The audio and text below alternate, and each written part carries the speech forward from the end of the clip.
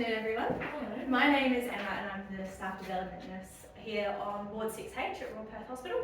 And we have identified that you guys needed a bit of upskilling in your communication, so I have put together these few educational sessions. There's 3 that we'll be doing, all about communication within the workplace. So this first session that we're going to be doing today is all about what types of communication there are, how we can apply it in the hospital, and then we'll start going into some verbal communication, which will be our handovers, which is the most important one. We'll then go into session 2 and session 3s later on, and I'll explain those ones when we get to it.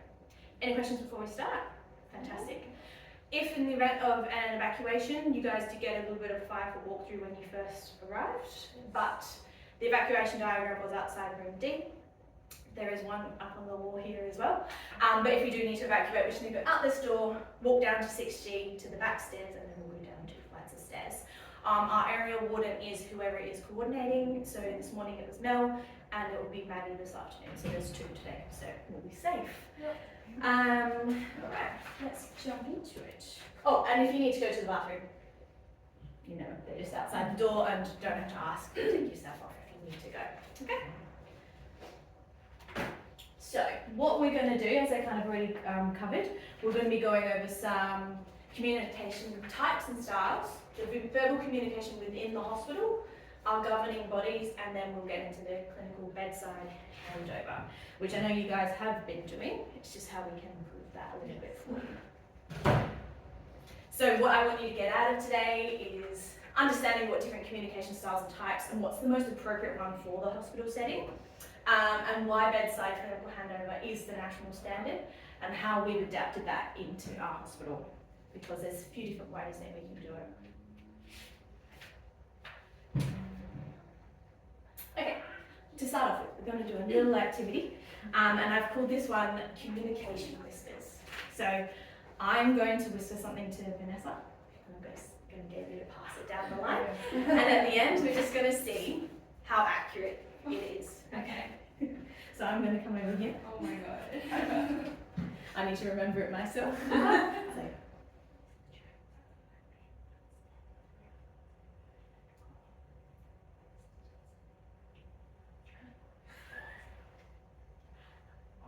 my gosh, keep going. It's a very long one. I just can't remember the first part.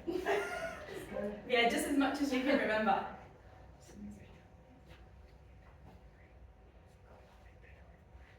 That's all I can remember.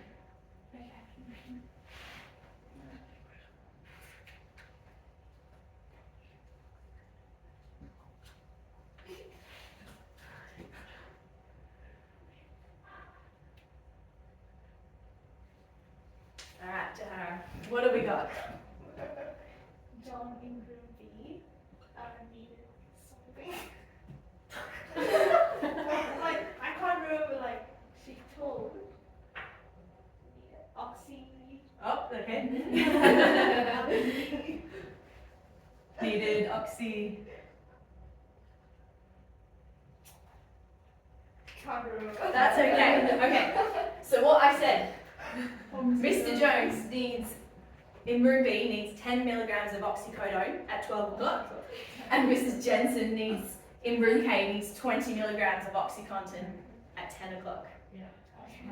The reason I did this is because it just shows how important, like, clear, concise communication is, but to also use supporting documents as well. You should never just go off memory. Everything is always written down for us, isn't it? Yes. And that is one of our ways of communicating, is having written orders in front of us. So just a little activity just to break the ice a little bit there, but it just shows you. But that's what I wanted. I was actually worried. I was like, imagine if these guys get it, they remember it. And I was like, so I actually made it harder from what I initially put it as. So, but that's what it was. I know it was a little tricky for you. But yeah, we never want you just to be like, oh yeah, go off the top of my head. Same with like when you're making like antibiotics or anything like that, when you come to learn how to do your IVs, don't be like, oh yeah, I know how to do that one. I've done it a million times. Yeah. You could be confusing it with something else, so it's always good to double check. Okay. Oops. Oh, that's good. Oh yeah, it's frozen. Okay. Communication types and styles. What are some types of communication? We've already covered a couple, but still you have them up for me. Verbal. Yeah. Non-verbal. Yeah.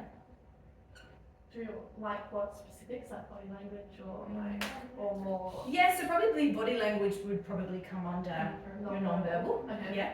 So you want like broader care. Yeah. And written? Yeah, written. Yeah.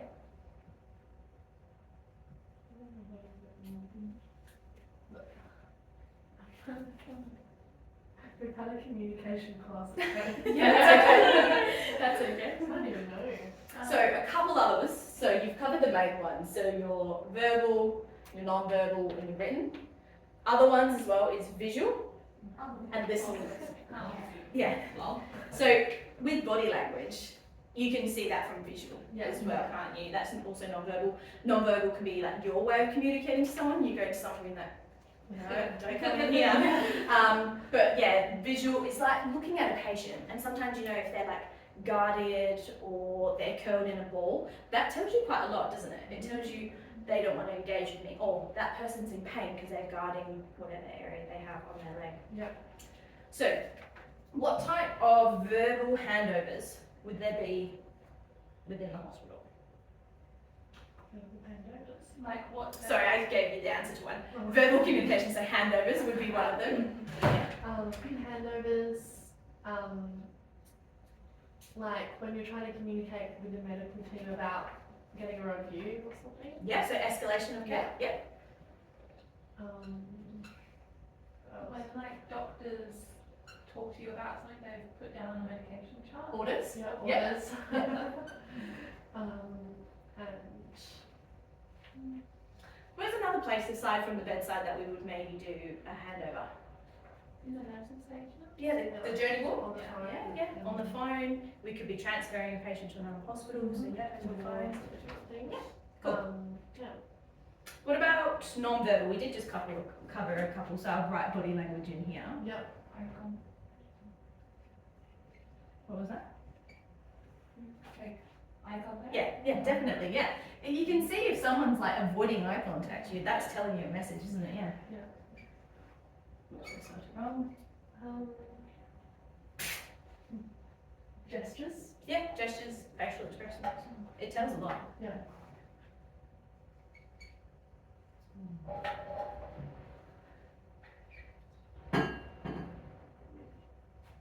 Written.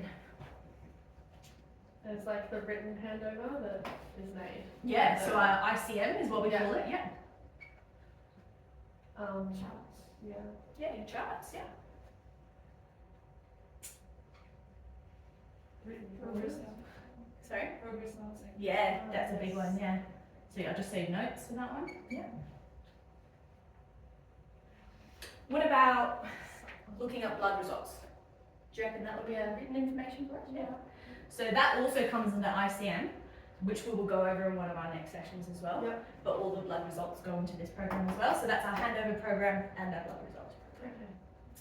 Okay. Visual, obviously we just said patient's behaviour. Yep. Anything else?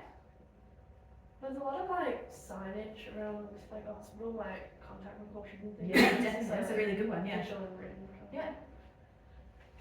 Checking patient scans as well, Yeah. maybe, although that's not really like a nursing task. You can still sometimes see an X-ray and be like, oh, there's a big break in that leg. Yeah. That's information for us, yeah. That's all I've got for that one as well, so. And last one, listening. Why is that important? So that we can advocate for patients who listen to their needs. Yeah, listening to their concerns, yeah.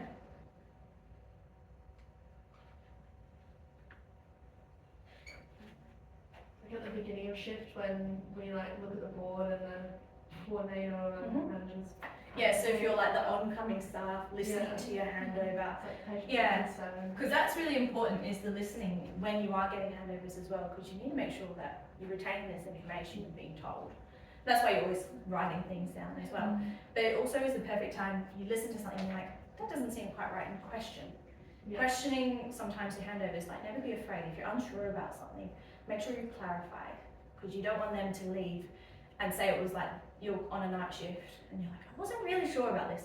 You don't want to be calling someone at 11:30 at night just to check, because I tell you, they won't probably answer the phone, or they'll be very annoyed if they do answer the phone. So this is like actually a really important part of your handovers as well, is your oncoming staff's responsibility to clarify things. But again, we'll go into that a little bit later on as well. Oh, good job, you covered nearly all of it. All right, communication, oh, all my writing's up there, styles. So we have quite, these are the four main ones. Well, I think there's really only four. But passive, passive-aggressive, aggressive, and assertive. Can you think of any pros and cons for passive communication? I don't really understand Yeah, passive. I can't think of a passive. Okay, fair enough. So, someone who's passive probably wouldn't question anything that they're told in a handover. They'd just be like, oh, okay, no worries, just leave it. They would avoid eye contact. They'd be pretty like easygoing. They're like, yeah, no worries. They just kind of let things go. Yeah. If that makes sense. So a pro of that would be they probably would avoid conflict. Yeah. I'm just going to write one up there. But what would it be a con of that? Misunderstanding. Pardon? Like misunderstanding. Yeah, there's a big chance for misunderstanding, yeah. And sometimes it can be like, sometimes it's seen as a bit of disrespect in a way, because people are like, oh, they don't care, yeah? So that's just, what did you say again? Misunderstanding. Yeah, that's better. Please excuse my handwriting.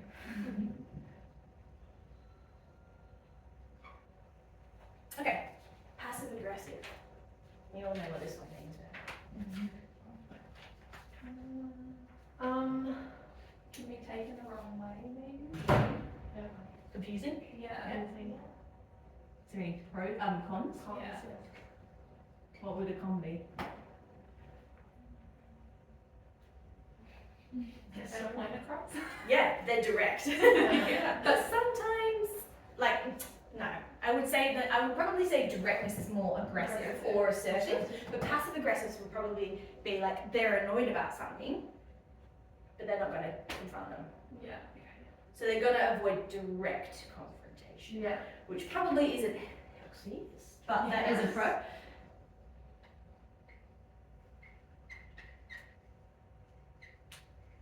Alright, aggressive. Nothing's good.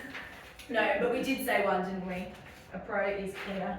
Yeah. Clear and direct. And You know what they want. Yeah, they can usually get what they want. Yeah, exactly. They get their way, don't Usually they? when they do it. Yeah. I know, they're just very brave to be Yeah. like that. But what's the con to being aggressive? It's really mean. It can make the other person feel bad. Yeah, they're scared. They become anxious around you. You do lose a bit of respect around the staff. People don't really want to work with you either. So that's just a fear and anxiety out here. Assertive. Well, the pro is that, like, you know what needs to get done and like what's Yeah. important. And Yeah. it's like this needs to happen, and this is why. Like, Yeah, they're normally very clear. So Yeah. yeah. And normally they say it in a respectful way, Yeah. don't they? Yeah.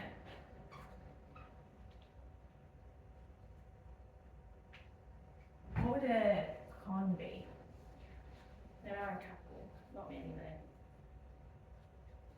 It can be taken the wrong way. Yeah. So some people sometimes see assertiveness as aggression. So it kind of depends who you're around. So, and another con of this is, it takes practice. Yeah. So, so it takes a lot of practice to be able to get to this and make sure that you're saying it in such a way that people are like, oh, they're not being nasty to me, they're just being clear and they're not messing around, essentially. Yeah. What's the best one, do you reckon, for hospital?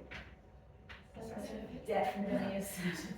We want assertive staff, and that's because we care for our patients. We want to make sure that if we're concerned about something, we're escalating it clearly, and that we also get that back in return.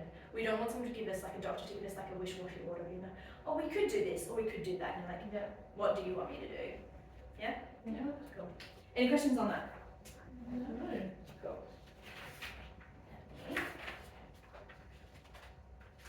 Alright, who's our governing body for our national standards? Oh, probably. Yes. Yes, and do you know which standard is communication? I'm really testing. No. Did someone whisper it? I felt like I heard no. Okay. I don't know. Yeah. The amount of time we've done that. 6. Oh, 6 Standard 6. So, out of 10? Is that 10? Yeah. and then they've also introduced the rainbow standards as well. You know about that? The LGBTQ standards as well. But we're focusing on standard 6. So this is our governing body. This represents how we need to mould our hospital to comply with this, because this is what AHPRA recommend all hospitals be doing across Australia. So I've just taken a couple of snippets from their standards. So patient-centred or consumer-centred care involves the active participation of patients, consumers and carers in the planning, delivery and evaluation of care and the design of the health system. Patients involved in their own care, asking questions and being an active participant in decision-making processes in relation to their condition results in the reduction in the risk of the patient experiencing an adverse event. Bedside handover covers both of those, because we're actively involving the patient in what's going on. We're asking them questions, we're making sure they're involved, we're making sure it's clear. But one thing that we need to make sure that we do before any handover is get their consent. It is also their right to not be involved in this, but we still have to offer it to them, to be like, do you mind if we hand over at the bedside? Most of the time, they're not going to say no, because they also like to hear. But what is one of the risks of handing over at the bedside, especially in a 4-bedded room? Yeah, confidentiality is a huge one. So it's also trying to figure out what information should I hand over here, or what should I hand over outside of the room once I've finished handing over all the patients. That's a really important thing to figure out beforehand. Yeah. But you can also talk to your patient. If you're on the morning shift, you can talk to them and be like, oh, I'm going to hand over to the afternoon staff in a bit. Do you mind if I explain exactly what's going on? Because sometimes we do have patients coming in with quite sensitive issues, don't we? We want to make sure that they're okay. You can kind of make that clinical judgment yourself. Self-harming patients, patients who are really aggressive, you don't want to stand next to the patient and go, oh yeah, they've been really aggressive and yelling at me all day. That's not going to go down very well. You'll just give like a brief rundown of what's brought them into hospital. But I will show you a little video in a bit as well. And I will also, when we go into the next session, I'll demonstrate a handover myself of a patient. Yeah. Yeah? Cool. And is that like a requirement for even night shifts, like starting at 9:30 if like patients... No, sorry, that's a very good question. So we made it so that bedside handover only has to happen once in 24 hours. Okay. So that's why we always do it at the afternoon one, Yeah. but we don't have to do it morning or night time. That became part of our policy. Yeah. So I have got the printout of what our policy is, so you can keep these if you want. Thank you. It says it all in here, and I think they do a very good way. They explain it all. It's normally colour coded, but I don't have a colour printer. This one? Oh no, so it's not this one. But no, it's all in there. And it's very clear about what we need to do. So although we call it bedside handover, it should really be called patient engaged handover. Yeah, because we're engaging the patient, not just having them stood next to us. So that's one thing we need to make sure we do, is that we involve the patient in the care. So I'm just going to quickly get up a little video of good bedside handover.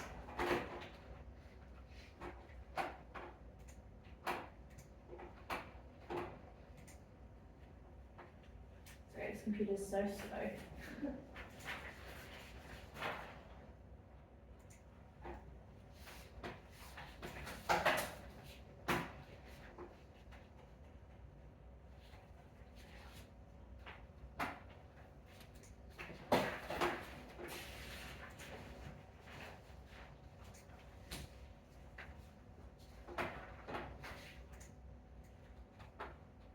So on the hub, we have a couple of videos. So there's a whole thing under patient engaged handover, but we want to experience a good one. So And hopefully the sound, you'll be able to hear it properly.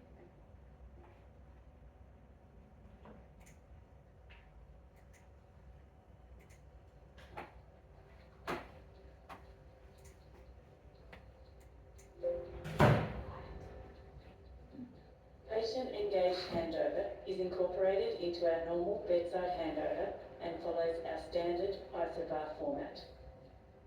The difference is we are inviting our patients and or their carers to participate in their own care to ensure that they are aware of the plan and to give them an opportunity to say what is important to them and any worries or concerns they may have.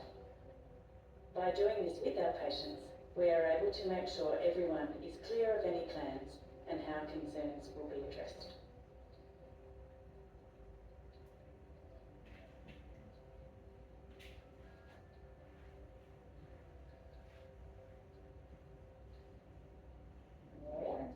We're just going to get handover now. Is that okay with you? I'm just going to just have to check just before. I'm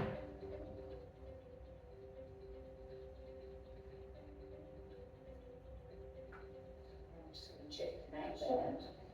We've got Mark Smith, H532418, date of birth 19/8/74. So this is Carmen, and Kylie, and she's standing on the pronouns that we're actually there.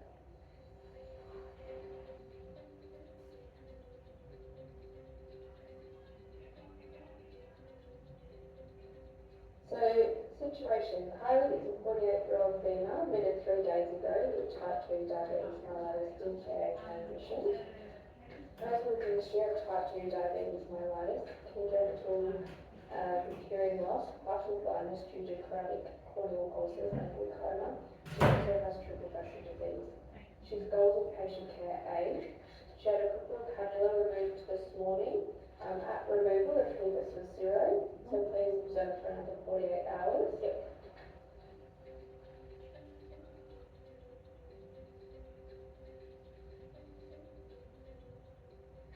Observations, so she's on 4-hour vitals. The latest observations were within normal limits, so as of 0, QID BSLs and at 0200. She also has insulin. Her midday BSL was 6.2. She has hearing and vision loss. Is familiar with her surroundings, but if it becomes clotted, she's falls through. Yeah.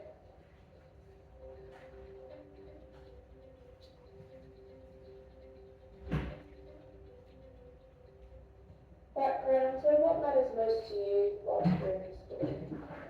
Well, definitely getting my sugars under control. I'm really keen to get home on Tuesday. They're probably the main things. It's just that worry around my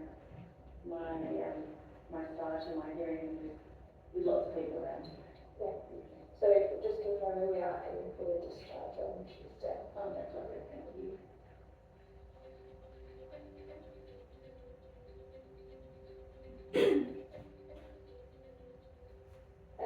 So agreed plan, so Carla's just going to rest this afternoon while we monitor your BSLs.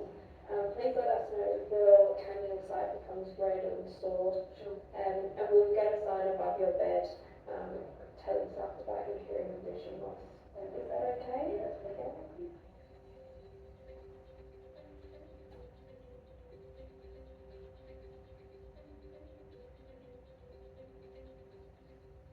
Are you happy with the agreed plan this afternoon? Are you able to repeat back what we're going to do here? Okay, so just monitoring my BSLs until if there's any issues with my sight here, and you'll put a sign up about my hearing. Yeah. Great. Did you have any other questions from the board? Okay, we're just going to get handover from the other patients and I'll make sure. Fantastic.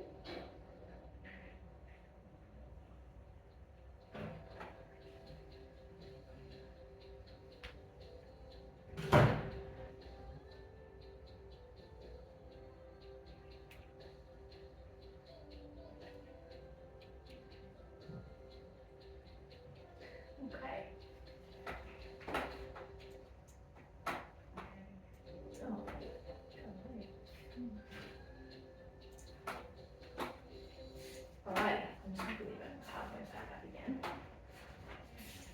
questions about any of that? I feel like they did, different things to what we Yes, like in yeah. like background and Mhm. just been like what their history and like medical history Yeah. and like their social kind of Yeah. things instead of like So- asking questions. What we could do for background, I would say anything that's relevant to their admission Okay. is important to Yeah. say. Everything else is already written on the handover sheets. Yeah. So you wouldn't need to go through and list every single thing that the patient has been, like, previously been diagnosed with. Yeah. Because you can still read it yourself later. Just get anything that say like, oh, we've had a patient, he's been bleeding all shift, but he's also been suffering, he also suffers from hypertension and he's been having really high blood pressures all shift. Yeah. Because then that could probably account to why he was bleeding. Yeah. You know, does that make sense? Mhm. Yeah. So what they went through a lot of detail in that. That's because they had a bit more of a complex patient than what you guys have in your case studies. But including the patient is really important. Okay. Any other questions before that? We jump in? No? All right, we're going to quickly go over ISOBAR. Okay. Hand over. What's I? Introduction. Identify. What have we learned? Yeah, what did you guys say? Introduction. Okay. We introduce ourselves and then they introduce them and we. Okay. So we say identify because you are identifying the patient. So it is an introduction. You're Yeah. introducing the patient, but you're not always going to be verbally handing over. So that's Yeah. why we always say it's identify. It's the details of the patient. Yeah. What's the next one? Situation. Mhm. Yes. So that one's the same. Yeah. So make sure we know the patient's understanding of what's going on as well, because sometimes there is a bit more personal details that we know of but hasn't been communicated to the patient yet as well. So say someone who the doctors are maybe thinking, oh, we might need to amputate a limb, but the patient doesn't really know that yet. So don't hand that kind of sensitive Yeah. information over at the bedside. So, but that situation. Yeah. What's O? Observation. What comes under observation? High scores. Yeah. All of that. Yeah. Anything that we are clinically observing in the workplace. Yeah. B? Yeah. And we say history as well. What'd you say? I said assessment, but I thought you said A. You're jumping ahead of the Like, game here. like, A, assessment, agreed plan, yes. And then recommendation, read back, who's the responsible person? Yeah. Is that last one there. So what they did in that video is they asked the patient also to repeat it back to them, because then you know that they understand. Yeah. Yeah. You don't have to, as long as you can make sure that they have some sort of understanding of what's going on. Mm-hmm. Alrighty, next. So, did you see at the beginning they talked about emergency equipment and ID checks? Yeah. Have you done that? Yes. Every shift? Yes. Why is that so important to check your emergency equipment? Just make sure it's in a situation that you may need it. Yeah. And there is nothing more embarrassing or heartbreaking or anxiety driving than having someone with an airway problem Yeah. and the met call happens and the emergency equipment is not working. You're screwed. Because then you're trying to then rustle up something and it's just, you'll never ever not check it again after Yeah. that. So take it from me. Please make sure you do your emergency checks. And it takes seconds, and if you're already handing over at bedside anyway, all you've got to do is go and check it. How do you make sure that the suction is working? Like, put your finger on it. Yeah, and then what? Turn it on? Oh, yeah. And then what? See if it like sucks your finger in. No, so that's actually not how you check that. Oh. Yeah, so you need to look at the actual canister, and you need to see the lid depress in, because then that's showing, yeah. Because then you know that sure there's suction, but then all the lining is connected up properly to the actual canister itself. Because sometimes the tubing's not done properly. Right. So there's specific ways that the tubing needs to be attached on. I never got taught that when I was a student either. I only learned that when I came into the hospital because someone saw me doing it and they're like, you're not doing it properly. I was like, oh, I didn't know. So now you guys know. Yeah. Have a look and you'll see it go down. And then you're checking that there's oxygen, but then also checking ID bands, making sure you've got the right patient. That's one of the first things that you'll do. So when we do our case studies, I'll be your patient Yeah. and I'll put a name band on myself so you can practice checking the ID. They didn't have one in that situation, but IV pumps. So if you've got a pump running, any fluids, even if it's like an S8 medication in one of our like PCA boxes, Yeah. you need to check that as well. So that's one of the checks. And that the emergency equipment is in working order. So that should be done for each patient at handover each time. Okay, case studies. So each of you were given one of the case studies when we did our little meeting. Yeah.